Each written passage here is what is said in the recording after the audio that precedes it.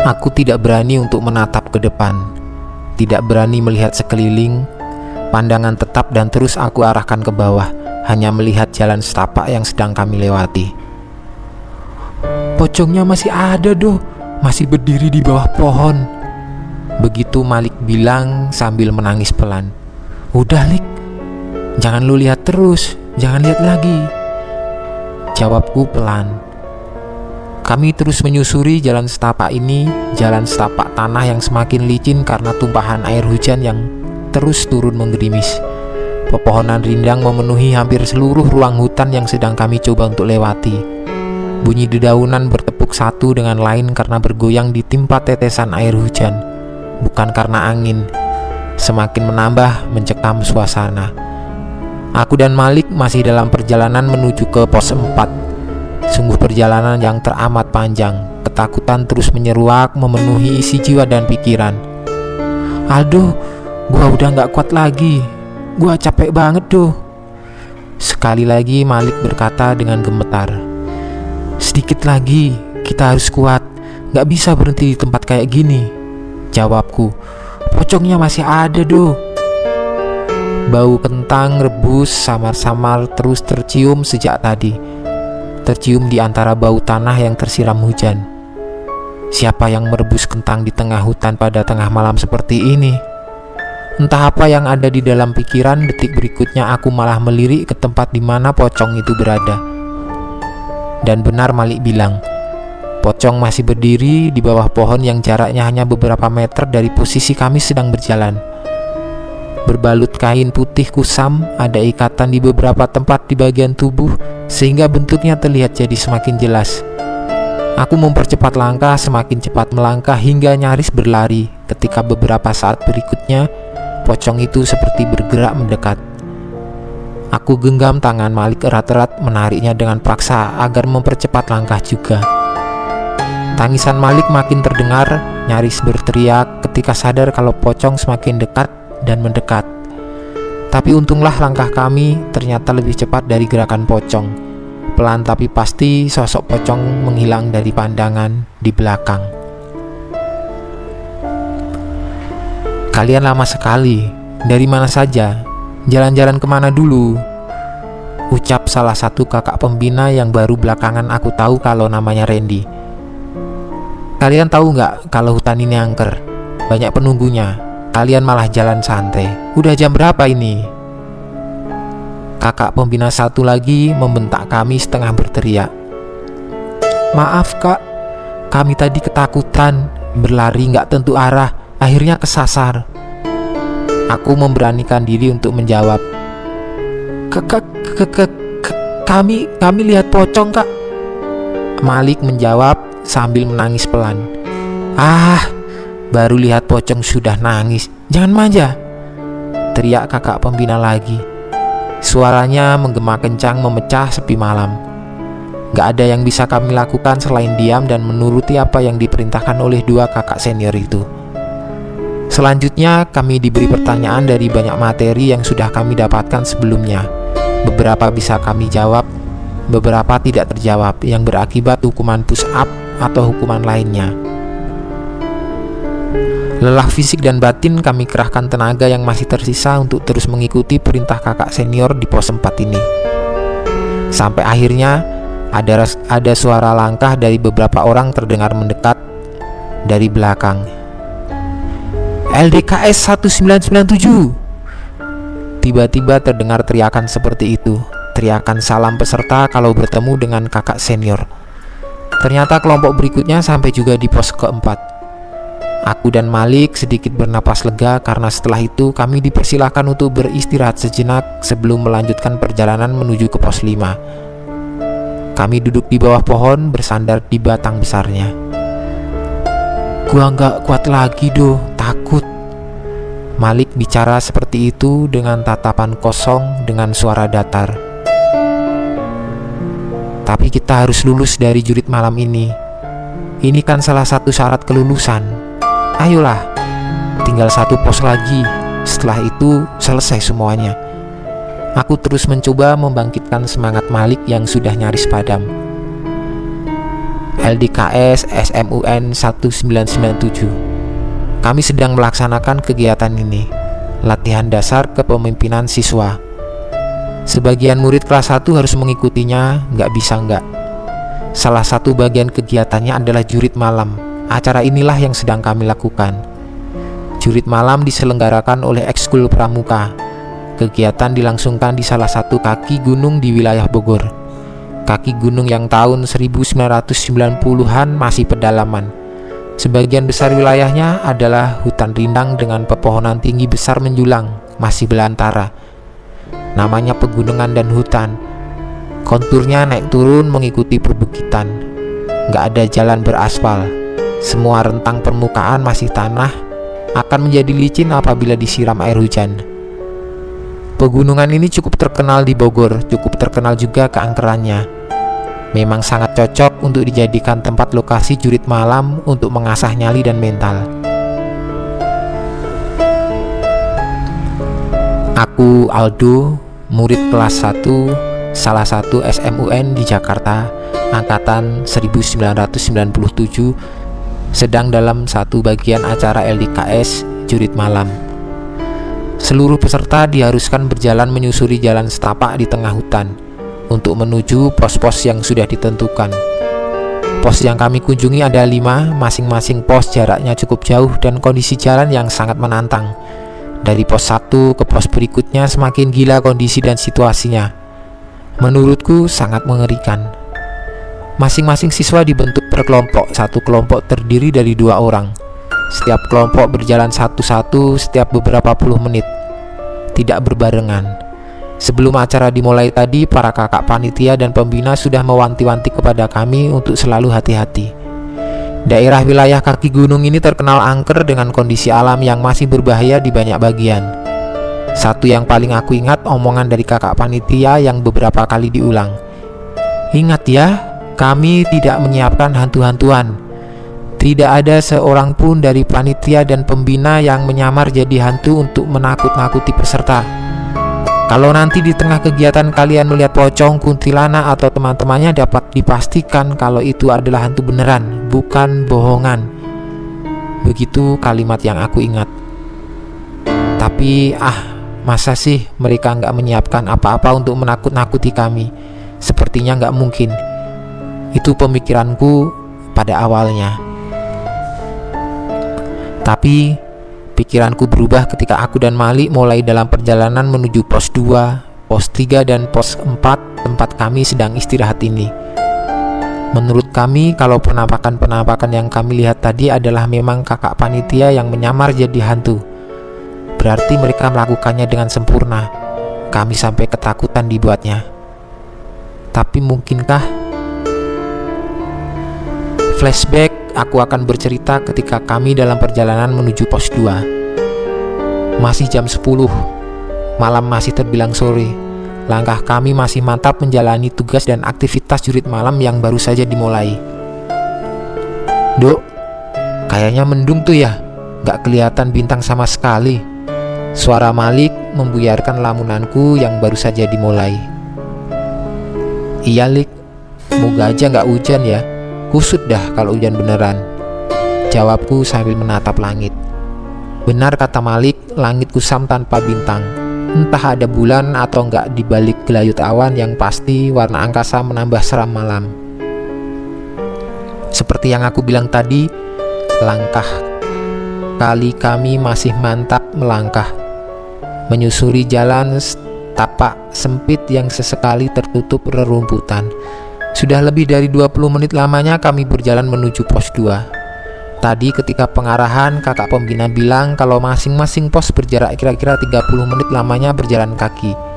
Jadi, aku dan Malik pikir sebentar lagi kami akan sampai di pos 2. Seharusnya begitu.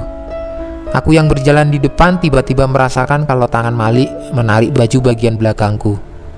Dok, ada orang. Begitu kata Malik sambil memberi kode untuk memperlambat langkah. Mana Lik? Emang di depan sudah pos 2 ya? Itu doh, berdiri di bawah pohon. Malik menunjuk ke arah kejauhan. Aku coba menajamkan pandangan ke tempat yang Malik maksud. Kami tetap maju melangkah walau perlahan, membuat semakin dekat ke tempat di mana Malik bilang ada orang. Setelah sudah beberapa belas meter kami melangkah, akhirnya aku dapat melihat kalau benar ada orang. Kami belum terlalu dekat berjarak dengan sosok itu, tapi aku dapat melihatnya cukup jelas. Tepat di bawah pohon, di pinggir jalan setapak yang akan kami lalui, orang itu berdiri dengan tegap sempurna, postur istirahat di tempat. Dia menghadap ke arah selatan, sementara kami berjalan menuju ke barat. Jadi, kami melihat dia dari samping. Ketika jarak kami hanya tinggal beberapa meter saja, barulah aku dapat melihat sejelas-jelasnya tampilan sosok itu. Seorang laki-laki, masih muda, sepertinya SMU juga sama seperti kami, namun mungkin 1 atau 2 tahun di atas kami. Berpakaian pramuka lengkap, menggunakan topi pramuka, kacu, dan tangan kanannya memegang bambu panjang yang berdiri tepat di sampingnya.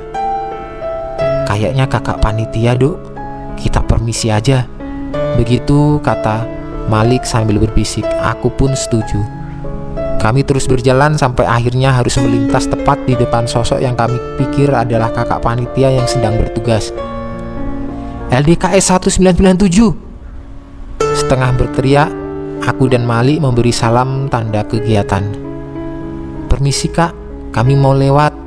Aku menambahkan. Kakak panitia itu tetap diam bergeming, posisinya tidak berubah, tegap beristirahat di tempat. Pandangan lurus ke depan sama sekali tidak menatap kami. Namun ada perubahan, walaupun tidak mengucapkan sepatah kata pun, tapi wajahnya tersenyum. Senyum menyeringai tanpa ekspresi, wajahnya pucat seperti orang sangat kelelahan. Beberapa detik lamanya aku dan Malik kikuk sambil diam berdiri di hadapannya. Bingung harus berbuat apa, serba salah. Sementara kakak panitia itu tetap pada posisinya. Saat itu aku berpikir kalau memang dia ditugaskan untuk menakut-nakuti kami. Tugasnya berhasil karena aku dan Malik mulai merasa ketakutan, mulai merasakan kejanggalan. Ayo jalan aja, Lik. Kayaknya ini bukan pos 2. Aku bilang begitu. Gak menjawab apa-apa, Malik langsung melangkah. Aku mengikuti langkahnya yang terburu-buru. Permisi kak. Sekali lagi aku mengucap salam. Tetap dia tidak bergerak sama sekali.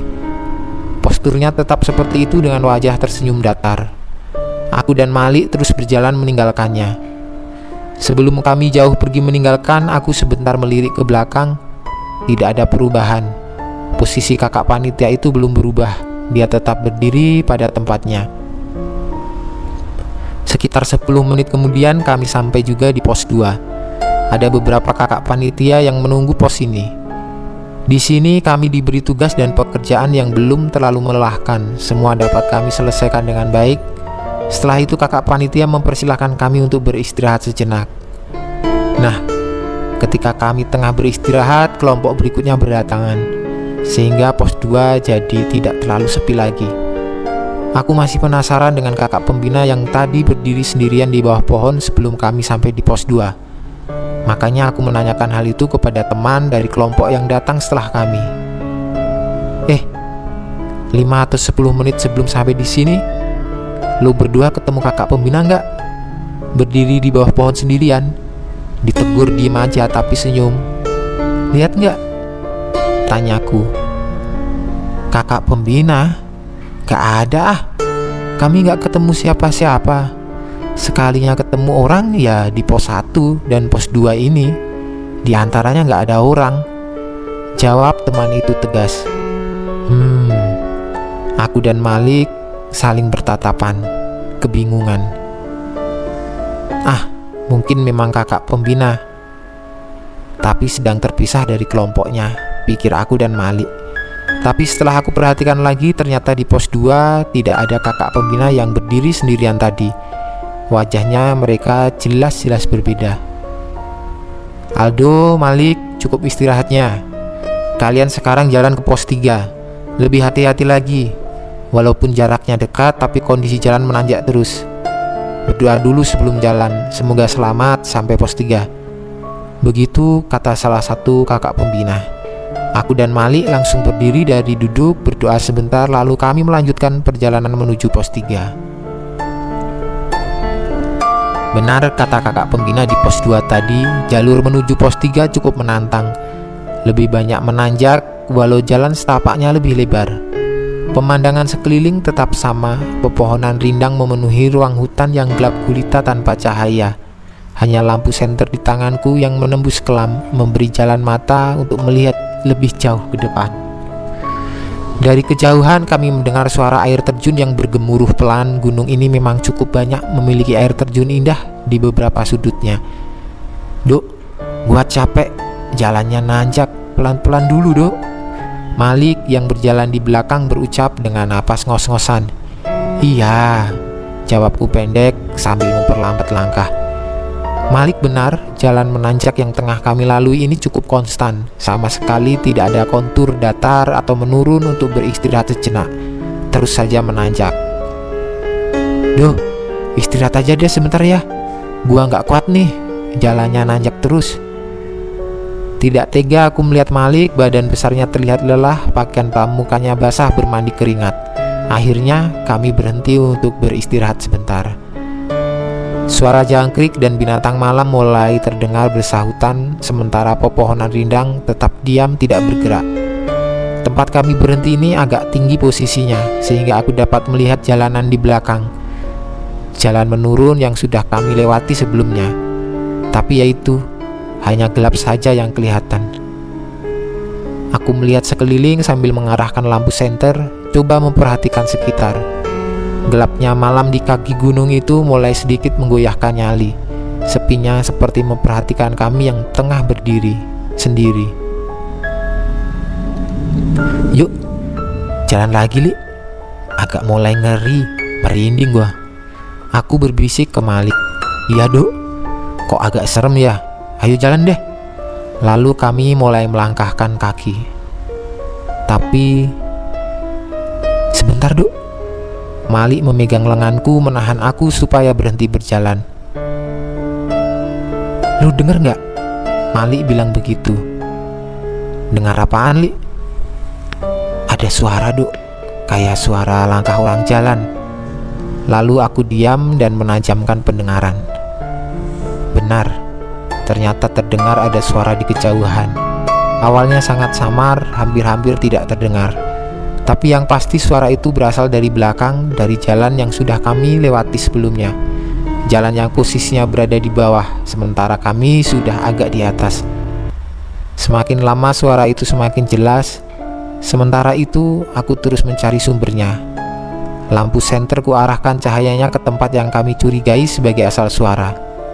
Brek, brek, brek, brek. Kira-kira seperti itu suaranya. Seperti suara langkah kaki yang sedang berbaris, seperti ada kelompok orang yang sedang berjalan bersamaan. Suaranya semakin jelas, semakin yakin kalau itu memang suara orang yang sedang berjalan berbaris dan mereka sedang berjalan menuju ke arah tempat kami sedang berdiri. Benar saja, akhirnya cahaya lampu senterku menangkap objek yang sepertinya merupakan sumber suara brek, brek, brek, brek itu. Awalnya belum terlalu jelas, tapi lama-kelamaan semakin jelas karena jarak kami semakin dekat. Ya, ternyata benar.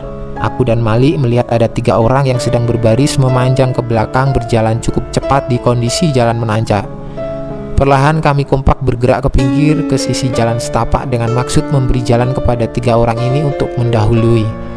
Karena mereka berjalan cukup cepat, melangkah, tidak kelihatan lelah. Brek, brek, brek, brek. Mereka terus melangkah mendekat, semakin mendekat. Aku dan Malik hanya diam sambil terus memperhatikan. Siapa orang-orang ini? Kelompok peserta LDKS sama seperti kami kah? Ah, tapi bukan, karena per kelompok hanya 2 orang, sedangkan mereka bertiga. Kelompok kakak pembina kah? Mungkin saja, tapi beberapa belas detik kemudian kami akan sadar kalau mereka jelas-jelas bukan kakak pembina. 3 orang berseragam pramuka lengkap dengan masing-masing tangan kanannya memegang tongkat bambu panjang. Hingga akhirnya mereka hanya tinggal beberapa meter saja dari tempat kami berdiri. Keterkejutan yang pertama, ternyata kami kenal sosok yang berjalan paling depan. Kami yakin kalau ini adalah sosok yang sama dengan yang kami lihat sedang berdiri sendirian di bawah pohon sebelum pos 2 tadi. Kami yakin itu. Kami masih sangat hafal wajahnya, gesturnya, senyumnya. Iya, dia masih kelihatan tersenyum tanpa ekspresi, sambil terus berjalan melangkahkan kaki. Sementara di belakangnya ada 2 orang dengan penampilan sama, berpakaian pramuka lengkap dengan topi dan kacu. Tapi sebentar, ada keterkejutan kami yang kedua. Keterkejutan yang akan membuat kami ketakutan amat sangat. Setelah mereka benar-benar sudah berada di hadapan secara sadar dan sangat jelas, kami melihat kalau ternyata sosok yang berjalan paling belakang tidak mengenakan topi pramuka seperti 2 teman di depannya, tapi tetap mengenakan seragam pramuka lengkap. Tahu nggak kenapa sosok yang berjalan paling belakang itu tidak mengenakan topi? Dia tidak memakai topi karena tidak memiliki kepala. Dia berjalan berbaris di belakang tanpa kepala. Ada pramuka berjalan tanpa kepala. Malik langsung jatuh terduduk di sampingku berdiri, sementara aku diam sambil terus memperhatikan. Tubuhku lemas, tulang-tulang rasanya seperti lepas dari engselnya. Jantung seperti berhenti berdetak melihat semua itu. 3 sosok menyeramkan itu terus saja berjalan berbaris dalam kegelapan, berjalan tanpa jeda dan lelah di jalan yang terus menanjak. Kami memperhatikan sampai akhirnya mereka hilang di dalam gelap. Gimana, Lik? Lanjut jalan aja? Apa mau balik lagi ke pos 2? Tanyaku ketika sudah mulai bisa bernafas teratur. Lanjut aja doh, harusnya sih pos 3 nggak jauh lagi. Tapi pelan-pelan aja ya, gua nggak mau ketemu pramuka baris yang tadi lewat. Malik menjawab nyaris berbisik. Iya, pada akhirnya kami memberanikan diri untuk melangkah terus melanjutkan perjalanan. Syukurlah di sisa perjalanan menuju pos 3 kami tidak bertemu lagi dengan pramuka tanpa kepala itu lagi. Untuk sementara kami bisa bernapas lega. Untuk sementara. Ini gunung terkenal angker. Bisa jadi yang kalian lihat itu benar adanya. Tapi ini bagus untuk mental kalian. Tidak boleh takut sama hantu. Jangan manja. Begitu kata salah satu kakak senior penunggu pos 3 ketika kami menceritakan kejadian yang baru saja kami alami. Ah, ya sudahlah, yang penting kami sudah cerita. Setelah selesai melaksanakan tugas di pos 3, lagi-lagi kami dikasih kesempatan untuk istirahat sebentar sebelum perjalanan menuju ke pos 4. Singkatnya, perjalanan dari pos 3 menuju ke pos 4, kami tidak bertemu lagi dengan barisan pramuka yang salah satunya tanpa kepala tadi. Seperti yang aku ceritakan di awal tadi, kami malah mendapatkan teror yang lain. Kami melihat penampakan pocong. Pocong yang teramat sangat mengerikan, menguras nyali, meremukkan mental dan batin. Kami ketakutan di batas yang paling maksimal. Di pos 4, gua nggak kuat lagi doh, takut. Malik bicara seperti itu dengan tatapan kosong, dengan suara datar. Tapi kita harus lulus dari jurit malam ini. Ini kan salah satu syarat kelulusan. Ayolah, tinggal 1 pos lagi, setelah itu selesai semuanya. Aku terus mencoba membangkitkan semangat Malik yang sudah nyaris padam. Bersandar kelelahan kami duduk, entah apa lagi yang akan kami temui nanti di perjalanan menuju pos 5. Aku yang biasanya pemberani kali ini merasakan pengalaman yang sepertinya memberikan arti lain dari kata-kata takut. Nyaliku bergetar hebat, mentalku goyah. Tapi walaupun begitu, kami harus tetap maju, harus menyelesaikan jurit malam ini. Aldo, Malik, cukup istirahatnya. Ayo, kalian jalan ke pos 5, pos terakhir. Salah satu kakak pembina memberi kami perintah. Kemudian kami berdiri dan mulai berjalan lagi menuju pos 5, pos terakhir. Kondisi jalan menuju pos 5 ini lebih banyak menurun, walau sesekali ada sedikit tanjakan. Memang sepertinya kami menuju kaki gunung yang paling rendah, menuju perkemahan tempat kami menginap. Jarum jam pada jam tangan sudah menunjuk ke arah pukul 1 lewat tengah malam. Hujan yang turun sejak pos 4 tadi tiba-tiba berhenti, menyisakan becek di jalan menurun dan menjadikannya licin. Kami harus hati-hati berjalan, jangan sampai terpeleset. Sejak lepas dari pos 4 tadi, aku dan Malik lebih banyak diam, sama-sama konsentrasi memperhatikan jalan. Mungkin juga sama-sama masih trauma dengan 2 kejadian di belakang tadi. Sungguh, kami masih ketakutan. Kami masih sangat ketakutan. Kira-kira sudah 15 menit lamanya kami meninggalkan pos 4. 15 menit yang terasa seperti berjam-jam lamanya.